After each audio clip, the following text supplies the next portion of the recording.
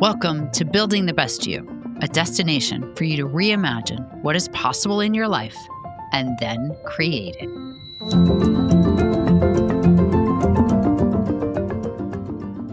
Welcome, everybody. I'm your host, Jeanne Collins, and today we have a great guest coming to us from Tennessee. We have Terry Tateossian. Hopefully I'm doing that correctly. I've been trying. And I am so excited to talk to her because her story and her background is, first of all, super inspirational. I could really relate. She talks about nutrition. She talks about lifestyle. She also has a platform that talks a lot about menopause women, lifestyle, living your best life. She's a coach. She does retreats. She has her own business, yoga, so many of the mindful things that are so important and that I think are even more important the older we get. So Terry, welcome to the show. Thank you, Jeanne, for having me. I really appreciate it. And thank you for everything you do. Thank you. Well, it is a pleasure. I'm excited to get to talk to you. And I was doing a little research in advance of this call and was digging on your website. And I was like, oh my goodness, your retreats, which we'll get to, just sounds so zen. And everything you do sounds just so calming. And what a wonderful way to make a living. So I am excited to talk about that. But before we do, I would love if you could share your story about how you got to be in the position that you are, a nutritionist, a coach, a lifestyle person. If you could tell a little bit about your background, because I know that you haven't always been in the space that you are now. Yeah, so I started out from complete ground zero, right? I knew nothing about nutrition. I knew nothing about fitness. I was a pretty hard worker. I came from an immigrant family. Actually, I came to the States in 1989. And my entire life, what was drilled into my mind was you work hard, you get an education, you make a living, you climb the corporate ladder, and that's your purpose, that's your value, that's why you're loved. It's because it's because you can provide, right? And so my whole life I spent doing that all the way up into my late 30s. Eventually what ended up happening, and I know I am not unique in this position, in this situation. I hear this all the time. Oh my gosh, this resonates with so many people. I feel exactly the same way. I was completely burned out, lost. I had become a workaholic, alcoholic, nicotine holic, you name it. I was all the holics. All of them. And I was 80 pounds overweight. And so I had never been overweight my entire life. I weighed about in my 20s, maybe 130 pounds. My late 30s, I found myself at 210 pounds. I am 5'3", just to give you some Wow. perspective on how much weight that actually was. And I started experiencing these really, really bizarre, crazy symptoms for someone who was 37. Now, to give you a bit more background, I had my first child, my daughter at 30, my son at 35. So now we're looking at 2 years postpartum. I'm still wearing maternity clothes, okay, because I'd refuse to buy new clothes and that size. So I was in complete denial. I was working, I would say probably about 16-hour days. I had a business, still do, a different one though. And I was very, very active in growing the business. So I went from 0 employees to 40 employees, multiple offices throughout the United States, just very, very busy and with 2 kids. And so one day I was opening up the freezer, was reaching for my nightly dose of ice cream, and I started having chest pains. And not like, it's a little bit of anxiety. No, I was having severe chest pains that were so bad that I went to the hospital. I went to ER, and they did all the tests. I spent overnight, gave me a Xanax, and told me to go home. I had a panic attack. And so I was like, panic attack, whatever, who cares? That's a phantom problem. Just keep on going. I don't have time for that, right? And then a few months later, it happened again. This time I was sure this had to be a heart attack because my grandfather actually passed away from his fourth heart attack. And I knew I wasn't living the best lifestyle out there. Okay. I knew that much. So right back to ER, same exact thing. They said, go see a cardiologist, but we can't find anything going on with you. And so the story began. I started chasing down what is wrong with me, Yeah. which I hear Hmm. all the time from a lot of women. Yes, it's common. Yeah. What is wrong with me? So, what did they determine or did they not determine? Well, a lot of things were wrong with me, but they were not what I was what I was suspecting, right? And so yeah, they checked everything. I Mm. did have PCOS, I did have 19 ovarian cysts. I did have pre-diabetic markers. I did not have a heart attack. They were panic attacks. I was drinking a lot of alcohol. It started out with 1 glass of wine, then it went all the way up to 4, and then it was 3 glasses of Grey Goose on the rocks with a twist, and it just kept escalating, Mm. to the point where I would wake up in the morning and calculate if I had enough, vodka in the freezer. Oh. Ooh. Yeah, and it was escalating. Things were going in a very interesting direction for someone who was 37, 39. And then finally, somebody said, you're pretty fat. Like, you probably need to lose some weight. You'll feel better. Yeah. And I was like, right, that whole thing. And I went on this quest of all the diets on Amazon. I don't know if you know, there's 30,000 diet books on Really? Amazon. Mhm. Wow. Probably more at this point, but I'm an overachiever, okay? I'm a very hard worker, so I went through all of them. Type I A, did. you dug all in.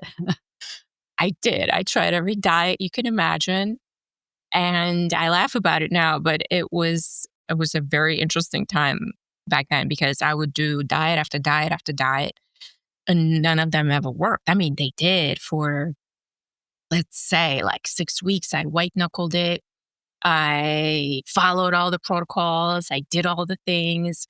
And then I'd lose, 20 pounds. I'd come down to 190 in weight, 180. And I would, my mind would activate and go, this is enough. This is enough torture.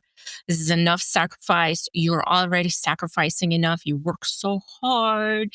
You do all Mm. these things and, have a little chocolate, have a little Nutella, have a little ice cream. And then boom, I would gain probably like 30 pounds instead of the 20 that I lost. I gained a little Right.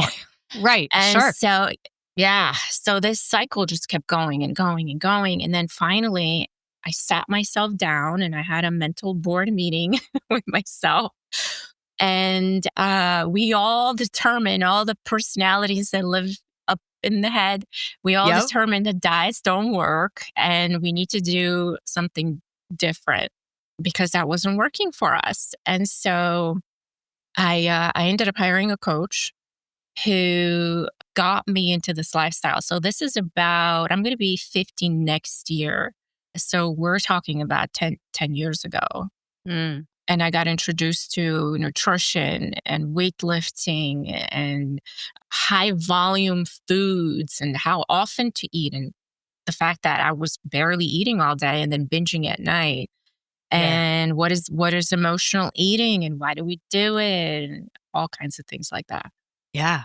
Oh, well, and so you said a couple things that I don't want to skim over. So I'm also a mindset coach. And what I love about you talking about the board meeting in your brain, and I have heard many people actually say that they have that conversation with the different personas of themselves. And I think sometimes people don't think to do that exercise, but it is a really powerful one to do because our minds are constantly talking to us. And we very often are not aware of what really is happening is just negative garbage. And that is what we tend to be doing, not taking the pause to actually listen to like, what is that garbage that our personas and our internal board is talking about in us. So I love that you mentioned that because it's a good thing to point out to people.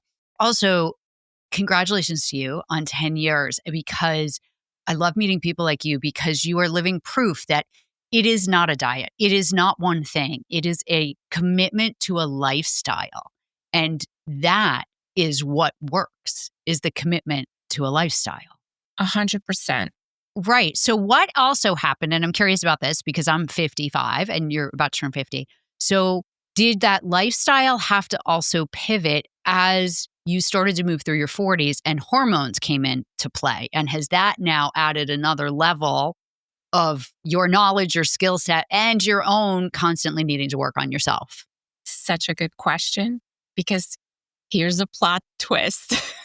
Ah, I was in perimenopause at 37. So underneath all of these phantom symptoms, or what I thought were potentially related to being obese, underneath it all, there was a storm brewing that was just awakening. yeah. And I'll never forget, once I started lifting weights and I started eating correctly. Yeah, I started eating enough food. I was eating multiple times per day. There were large, high volume meals, lots of protein, vegetables, whole foods. I remember, I'll never forget it. I laugh about it so much now because it's so ridiculous. But this is what happens when you don't know things, right? And so I'd lay in bed and I would just be burning. Like my insides, my whole body would be on fire, right? And I was like, oh, this is awesome. I'm just laying here and I'm burning all the fat off. I had no idea that that was a hot flash. It didn't even cross my mind that I would be in perimenopause. So people ask me, well, how did you figure it out? I didn't. Do you know when I figured out I was in perimenopause? When? When I didn't get my period. I thought I was pregnant.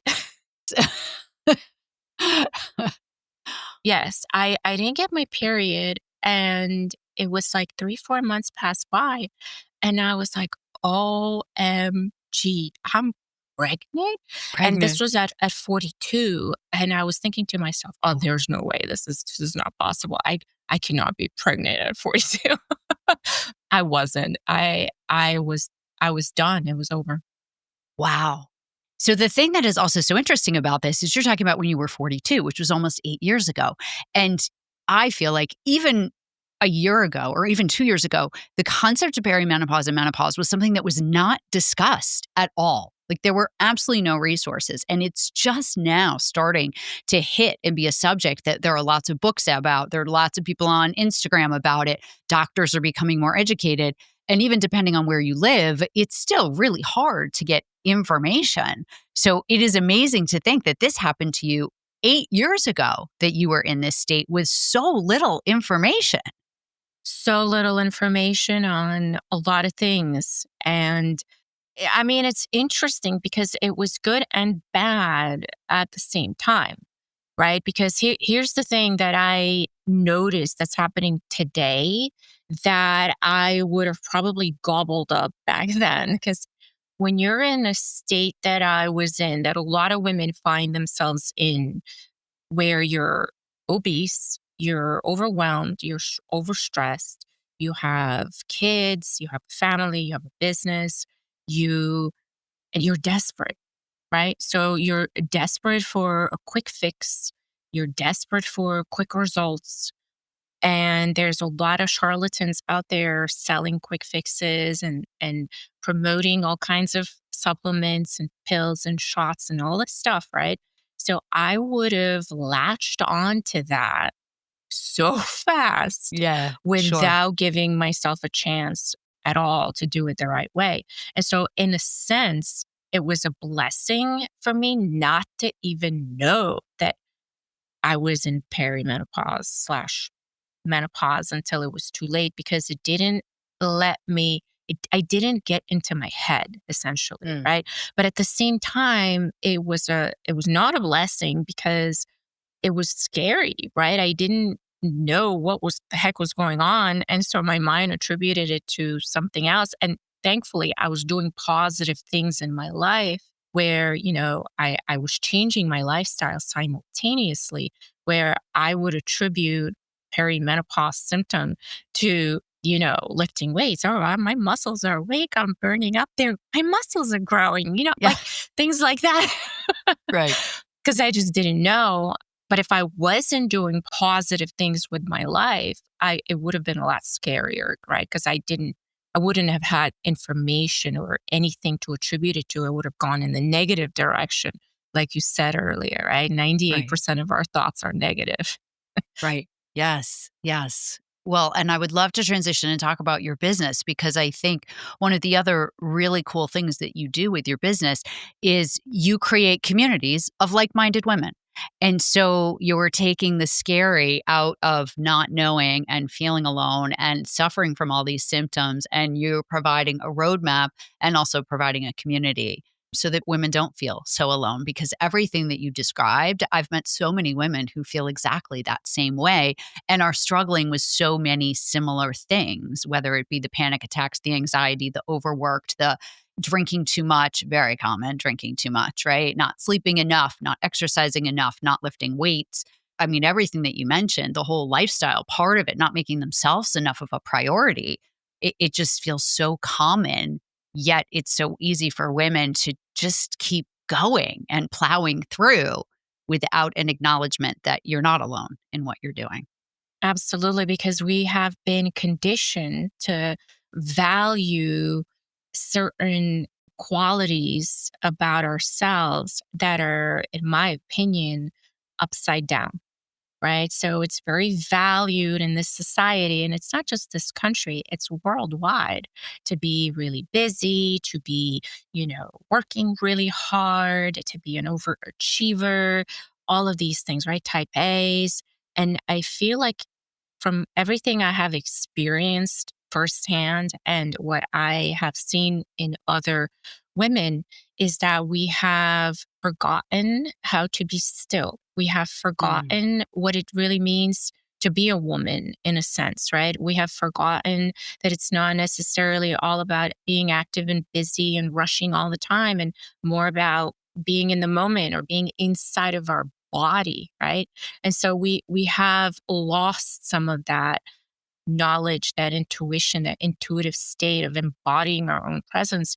And so everything seems scary, right? And we hit our 40s and all these perimenopausal symptoms start coming up and the body's asking for something different. The body is asking for more stillness, quiet time, movement, the right nutrition, not being malnourished 90% of the time, not being on a diet all the time. It's asking for more rest, right? Recovery, sleep. They're very important, but not in this culture. right. It's true. Yeah, like if you sleep more than 8 hours a day, it's apparently a luxury. And so I had to unlearn all those things. And I'm seeing a lot of women really struggle with this because our whole lives are based on the opposite. Yeah, they are. Oh, the opposite. And even sleep. Like if I tell people I sleep 7 to 8 hours a day, most people look at me like I'm crazy. Like, how in the world do you do that? And I was like, I've just learned as I've gotten older that if I don't get that level of sleep, nothing functions right. And so I've just had to make changes in my life to make that a priority. But that's often very difficult for women to do. I'm fortunate. I have a 19-year-old, so it's possible. But women who are in their 40s that really need more sleep, it's often very difficult to get that. And it's so critical, so critical. So I would love to talk about your business. Can you share with everybody what you do? This will be in the show notes too, so people can find you. But I would love to hear from you about your business and all of the things that you do because you do a lot of things. Well, this whole transformation, right? So losing 80 pounds, even looking at photos of myself from 10 years ago to now, my skin has changed, although I should have aged. I have aged, but my skin looks better. Why? Because I don't Yeah. drink alcohol Mhm. anymore. My body composition has changed.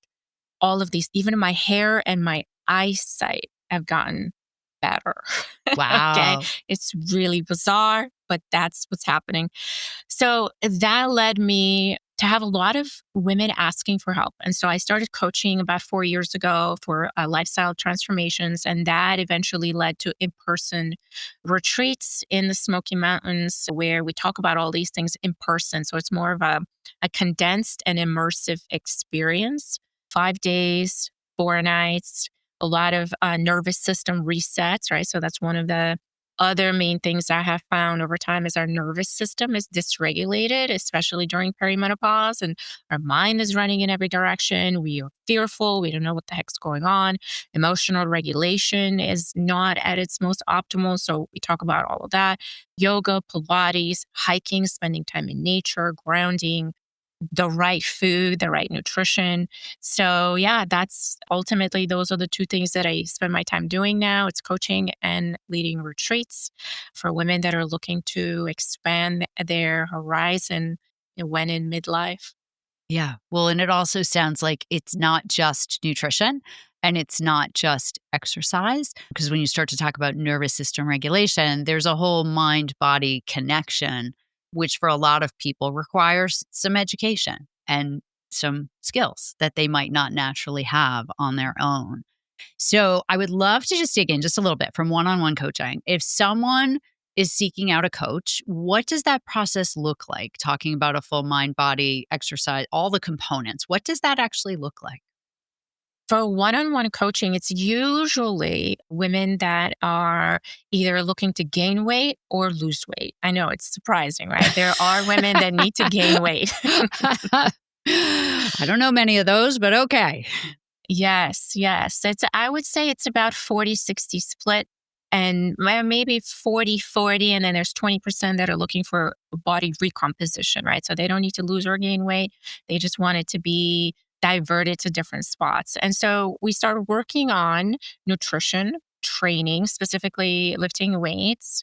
And there's some yoga or Pilates sprinkled in, but those are the two main tools that I use in order to illuminate the person's mindset and their Mm. lifestyle, right? Because when you start doing something like this, you don't really have a choice in the matter. A lot of things come to light, Mm. especially when you become intentional about a particular goal, right? So even if it's something as simple as I'm going to eat 145 grams of protein per day and I'm going to spread it out in 5 meals, and you start intentionally doing this, a lot, I call them boogeymen, a lot of the boogeymen in the closet, in your mind closet, are going to jump up and say, whoa, why are we doing this? Right. It's Yes. too hard, it's too rigid, we don't need to do this.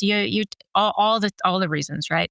And so in the process of coaching, we analyze them. We talk to all of them. We had the Mm. mental board meetings. We Yeah. observe our own behavior without judgment, right? And so if I take myself as an example, one of the things that came to light in this process is that I binged every night on jars of Nutella, pints of Haagen-Dazs, bags of chips or whatever it was. And it wasn't because I intentionally wanted to. I actually did not want to. But Right. it would Yeah. happen when in my blind side, right? Yeah. And I would justify it in some way. And this applies to every area of life, right? So we can set intentional goals of, I want to build a business and I want to do XYZ. But then in reality, you turn around and you do something completely anti your intention, right? So the question is, well, why? Why do we do these things when we're saying we want X, but we're actually doing Y? So those things are a part of coaching, of the coaching process. And yeah, it has given me so much pleasure and so much joy to be able to help women, because if anybody has faced hundreds of boogeymen, it's been me. Yeah. Well, and it's also a self-fulfilling prophecy because then many times we do the behavior that we know we shouldn't do, And we're doing it because it's providing some sort of comfort in one sense, and we can justify it. I had a terrible day. I had a great day. Whatever, it's like you can come up with any reason to eat the pint of ice cream. But then there's also the emotional thing that happens after we've eaten the pint of ice cream because we know that we shouldn't have done that. So then there's all this shame that we put on ourselves because we know we shouldn't have done that. And so it becomes this very vicious cycle that I truly believe if you don't have someone else as a coach or someone that you've hired to partner with you, it's very hard to get yourself out of those things on your own. Yes, you spiral into the abyss, right? And it Yeah. keeps you in that cycle. So you have the behavior, whatever it may be. It could be a binge, for example, right?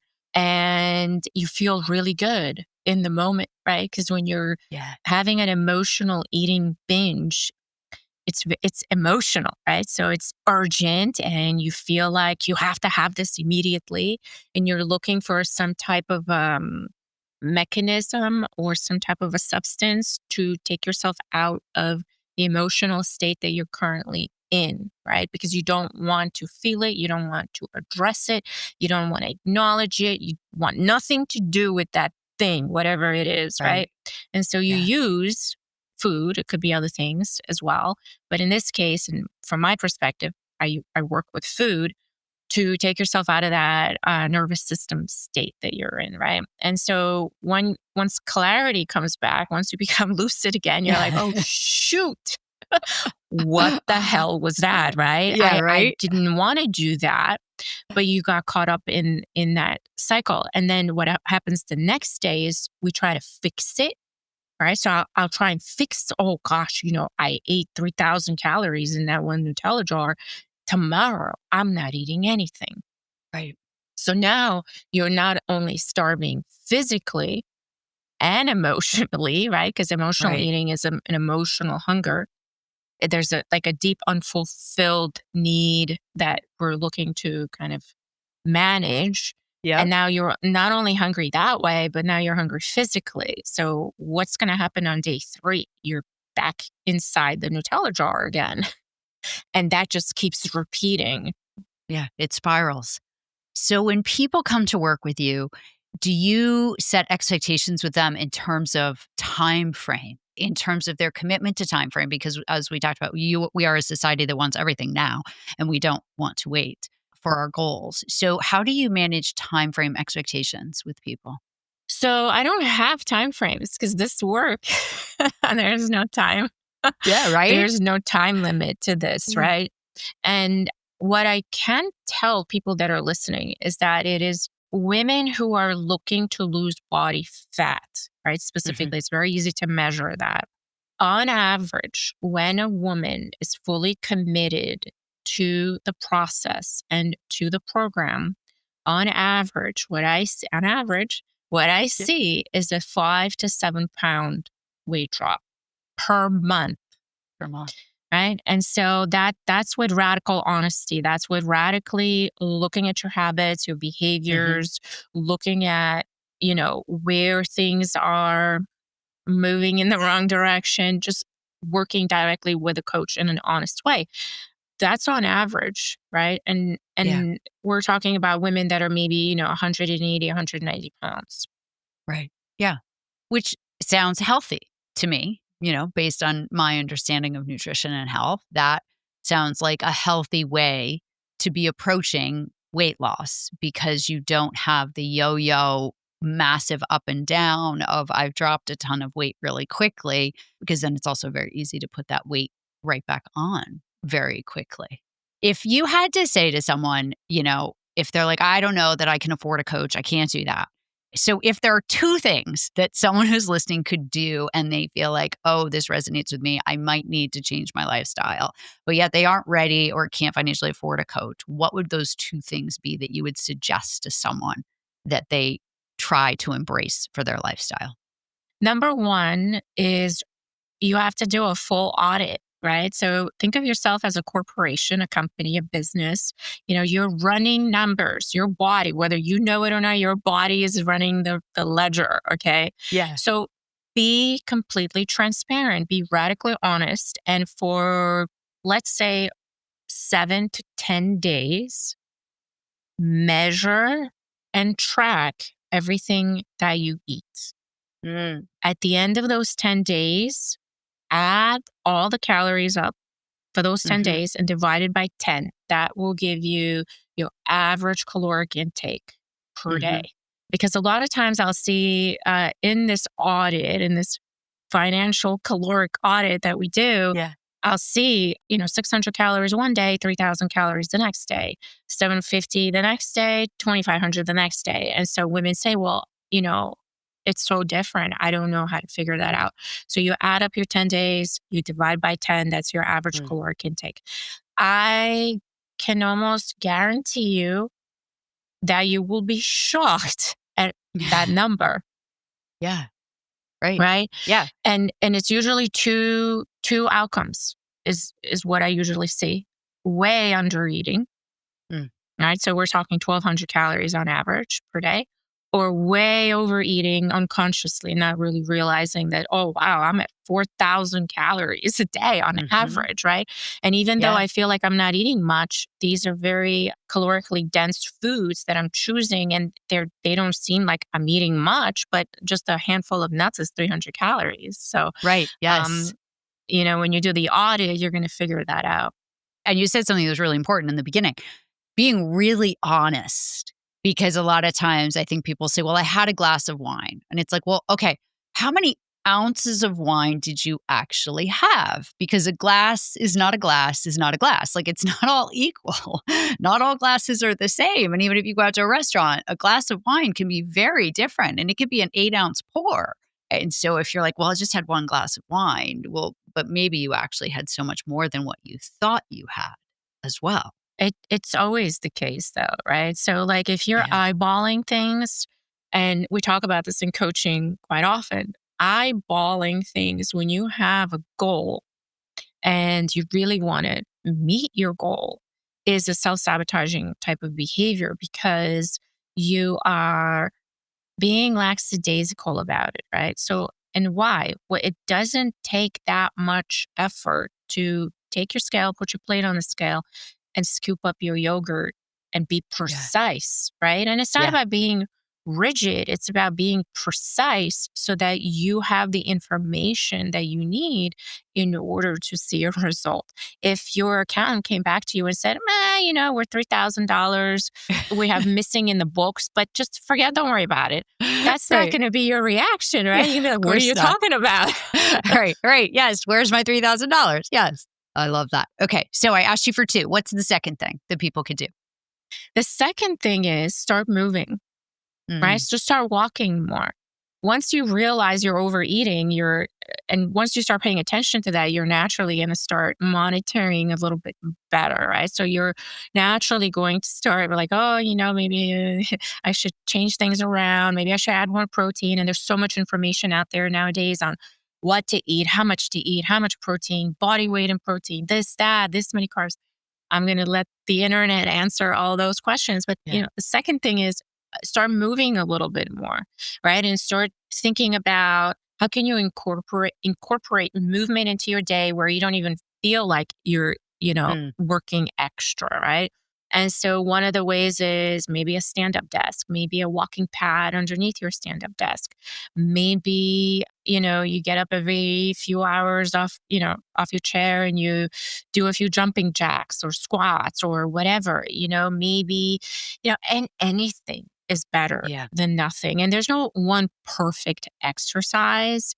However, I am a little biased. And so for women in midlife, really you're going to get the most bang for your buck is with lifting weights for lots of reasons metabolically, for bone density, hormones, all kinds of reasons, but a lot of women feel that it's very intimidating, right? So if initially you feel intimidated, and that's where a good coach comes in, right? To Right. kind of ease you into that.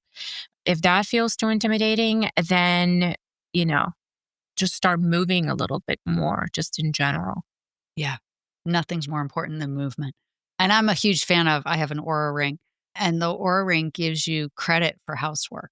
So, if you're like walking up and down the stairs doing laundry, the Aura ring will actually ask you if you're doing housework and will give you credit towards activity and calorie burn for housework. And I have found since I got the Aura ring, I mean, so much of it is mental in life. All of a sudden, I'm like, you know what? I'll vacuum the kitchen. Sure. I get some calories for vacuuming the kitchen. And it's just a mental way to just look at movement just a little bit differently. And when you can get calorie count for it in your Aura ring, all of a sudden, vacuuming's not such a bad thing. It Which gamifies it, right? So it that's does. fun. It really, it's just like you said, it's the financial thing. It's all that, which is so great. Okay, before we run out of time, I love to ask my guests if there's a book that has impacted them personally or professionally that they would like to recommend to the listeners, because I think books can change lives. And I think it's really impactful, the things that all of my guests have read that have made a difference. So if you have a book or books that you'd like to recommend, I would love to know it. So my number one book, and we read this as a group in my coaching group. We all read Yeah. it. We go through it. Is Outlive by Peter Attia. Ooh, I haven't read that one. All Yes, right. phenomenal, phenomenal, and Yeah. it's a little bit dense of a read. Yeah. It has a lot of medical jargon, and it explains a lot of things about neurodegenerative disease, metabolic diseases, cancer, etc. Heart disease. So he goes through all of that and explains why lifestyle is the best medicine to prevent going in these directions. Yes, which is so, and honestly, I think especially for women at our age, there's nothing more powerful than information. And whether that be information about the caloric intake that you have, information about the number of steps you're taking, information about menopause, perimenopause, anything, information is power. So any way that you can go out and get information is the most valuable thing I think that we can give to other women is the power of information. So thank you for that recommendation. I appreciate it. Well, Terry, it has been such a pleasure. I am going to put everything in the show notes for everybody. You have some really cool retreats coming up in 2026. So I'm going to link your website here so everybody can go check it out. Obviously, one-on-one coaching can start anytime. We are recording this in December. It'll come out either in December or January. There is no time like the present, folks. You don't have to wait until January. You don't have to wait until February. There's no reason why you can't start now making yourself and your health a priority. So I thank you so much for being on the show and for sharing your wisdom, and your story is really inspiring. So thank you so much. I appreciate it. Thank you, Jeanne, for everything you do and for providing this platform for all of us. Thank you. I appreciate it. You're welcome, and we'll definitely stay in touch. Thank you for joining us for this week's episode of Building the Best You. If you are ready to take a deeper dive into transforming your life, check out my Empowerment Fundamentals course on my website, houseofgermar.com. Thank you, and I will see you next week with another inspiring guest.